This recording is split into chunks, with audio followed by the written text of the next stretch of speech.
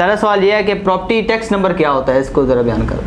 अच्छा शहबाज, अक्सर आपने ये सुना है कि हदायत मैं भी देता रहता हूँ, बाकी लोगों से भी आपने लाजमी सुना होगा कि जब भी कोई प्रॉपर्टी परचेज़ करनी है आपने तो पहले रजिस्ट्री करानी है, बाद में इंतकाल करवाना है, और लाजमी रजिस्ट्री के बाद इंतकाल बड़ा ज़रूरी होता है, वो लाजमी करवा लेना है।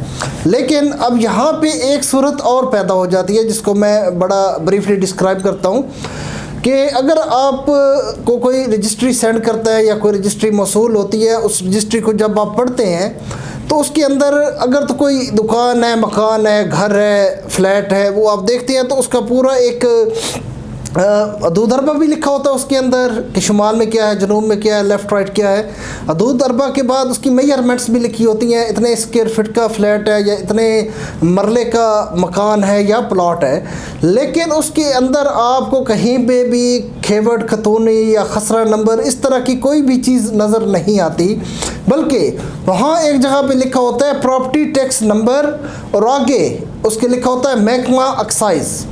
तो अब इसका मतलब ये है कि ये जो आपको रजिस्ट्री मौसूल हुई है ये सिर्फ इस पे सिर्फ रजिस्ट्री ही हो सकती है, इसमें इंतकाल नहीं हो सकता, क्योंकि उसका डाटा पटवारी के पास मौजूद नहीं होता, ना ही उसका डाटा अराजी रिकॉर्ड सेंटर में आपको मिलेगा। उसका डाटा सिर्फ एक्साइज डिपार्टमेंट में महफूज है, वहीं से मिलेगा।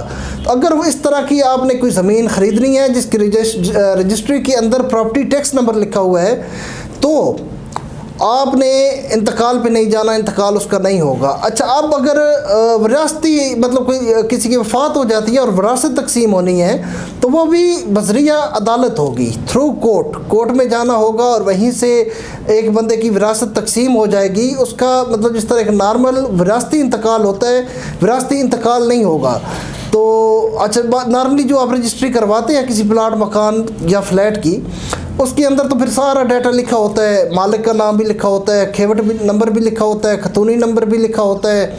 लेकिन जहाँ पे प्रॉपर्टी टैक्स नंबर लिखा होता है उसका इंतकाल नहीं होगा, सिर्फ रजिस्ट्री होगी। ये आप अपने दिमाग में अच्छी तरह बिठा लें।